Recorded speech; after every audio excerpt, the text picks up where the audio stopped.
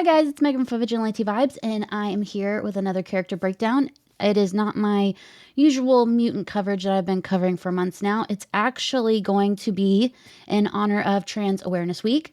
We are going to talk about Sera. Sera first appeared in Angela, Asgard's Assassin #1, and was created by Kieran Gillen, Marguerite Bennett, and Phil Jimenez. Sera was one of the Anchorites, a tiny group of rare wingless male angels in heaven. From birth, Anchorites were basically enslaved and taught magic only so they could build or steal afterlives for their angelic mistresses, since angels didn't have one of their own, which is not very angel-like in my opinion. But what do I know? Like the others, Sera grew up locked away in a temple in Underheaven, run by the strict and shady Hierophants. She was always curious and hungry for forbidden knowledge, so she secretly poked around the temple's resources behind the Hierophants' backs. One day, Sera followed a Hierophant down to the temple's furnace, a massive magical engine the Hierophants planned to use to overthrow the Queen of Angels and take over the 9 realms. When Sera looked into it, she saw the past, the present, and countless possible futures. A Hierophant caught her and tried to punish her, but she panicked and used a spell that sent him falling into the furnace to his death. Around that time, a monster started attacking the temples and eating the Anchorites.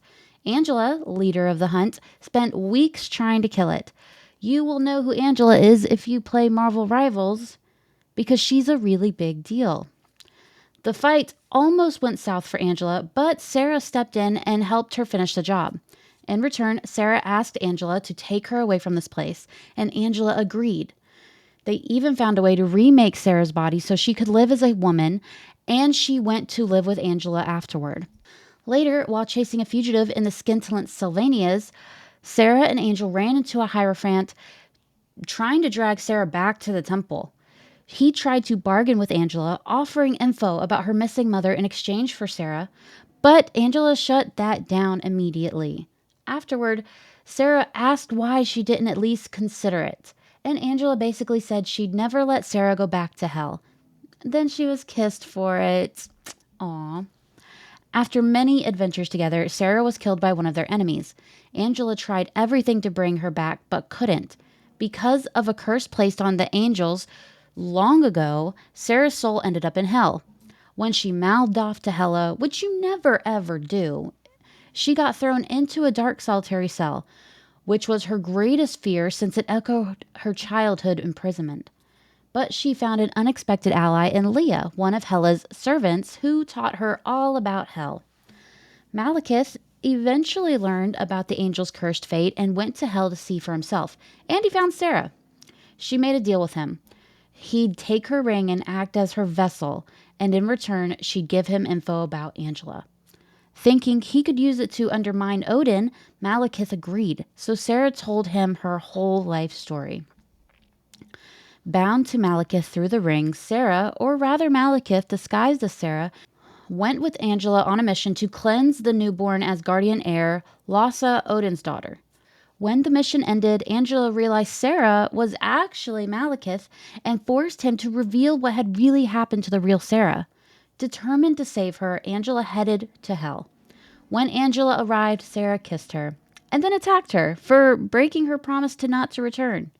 Angela apologized and said she'd do anything to free her, but Sera explained she belonged to hell now. She literally couldn't live again unless the rules of hell changed. The only way to do that was for Angela to defeat Hela and take her throne. With Sera and Leah's help, Angela passed 3 trials and took down Hela. Angela became Queen of Hell, and Sera as her royal consort. Before stepping down, Angela broke Frasia's curse, gave the dead angels a peaceful afterlife, and freed Leah from her magical bounds, and restored Sera to life. The group moved to New York City afterward. Which, I don't know how they always end up there. When strange murders started happening in the city, the new Thor attacked Angela, thinking she was involved.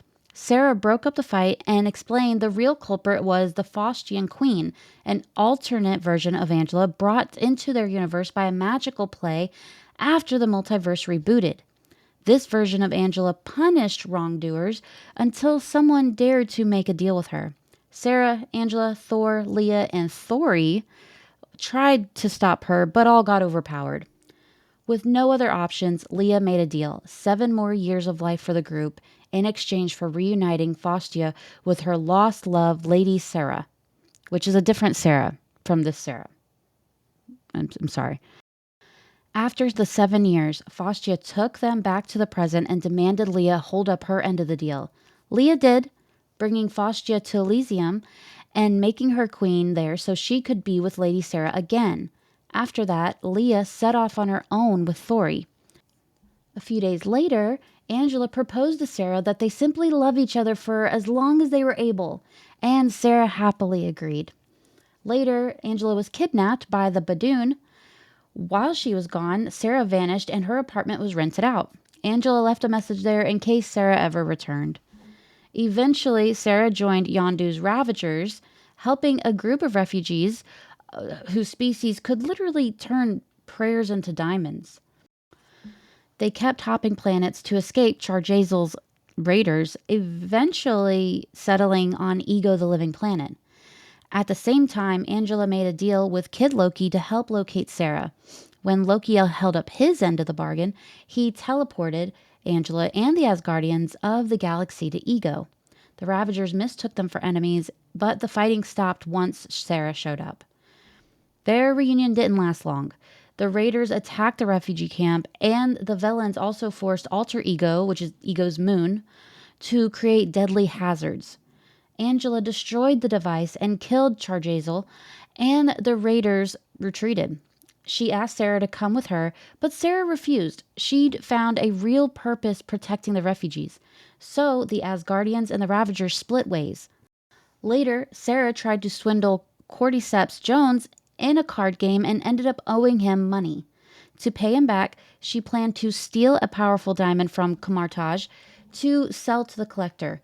But when she broke into the temple, she ran into Black Cat, who was after the same diamond.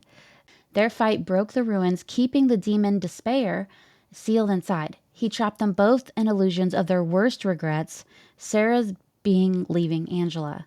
Eventually, they accepted their pasts and worked together to defeat the demon and trap him again. After that, Sera decided it was finally time to reunite with Angela. That last part was pretty recent. It was in Marvel's Pride issue this year, which has a bunch of other character stories that were pretty good. But yeah, that is Sera. She is a transgender lesbian superhero. She does not have too big of a story, but I like to think that with more coverage and more people talking about her, maybe we will get more of her. So, as usual, I have some comics for you to check out just to get to know her a little better. You can start with Angela, Asgard's Assassin, Angela, Queen of Hell, and Marvel United, a Pride Special #1.